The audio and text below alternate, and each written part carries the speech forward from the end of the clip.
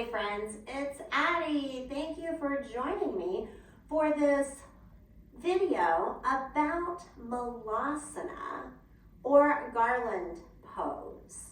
And so we're going to talk about some options for this pose for modifications and also extending the pose.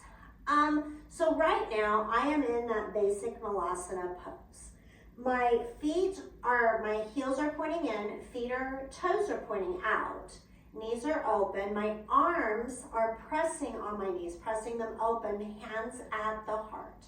Now, as I press the knees open, yes, I am finding a hip stretch, but it's more about opening the heart in this pose. So thinking about an open heart, collarbones, that smile, I like that. Anyway, so for some people, this pose is not a comfortable place.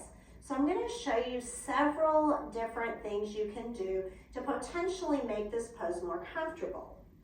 One thing is you can use a block and you can have a seat on the block on any side. And that takes some of the pressure off the pose. It takes the balance out of it and allows you to probably bring your back up even a little straighter than you were able to. So one option, and you can sit on any side of the block that serves you. Another problem that sometimes people have in Malasana is they can't get their heels down. Well, so first off, what I would say is then they don't go down and just, work on that over time.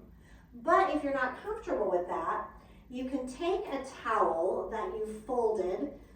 This was a beach towel and it's been folded in half, I think 3 or 4 times. I'm gonna fold it in half this long ways and then tuck it up under my heels, and then they can come down. That fills in the space between the ground and my heels. Now, if no amount of correction in Malasana is helpful to you, then one thing you can do is go ahead and have a seat on your mat, bring the soles of your feet together and let the knees fall open, finding a butterfly pose. So you're basically finding the same stretch, but you have a different relationship with gravity. Now in your butterfly pose, you need 2 blocks, I just got 1, but you can use a block to tuck up under the knees or under the thighs and fill in the space between your legs and the floor. That can make this pose feel a little better. And then let's talk about some things you could add to your Malasana pose if you wanted to. So I'm gonna hop back up into Malasana.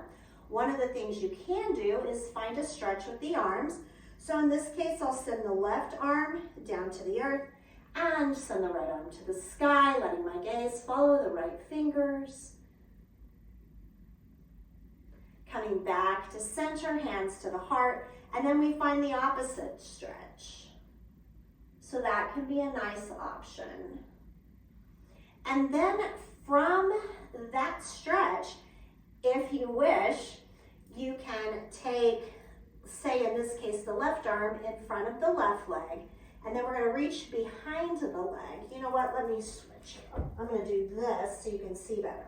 So left arm is reaching in front of the left leg, flipping the hand, and we're going to reach it behind the leg.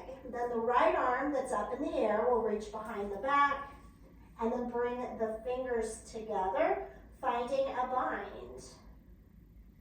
And then, of course, what you do on one side, you would do on the opposite side. So we would take the right arm in front and the left arm behind and try to hook the fingers.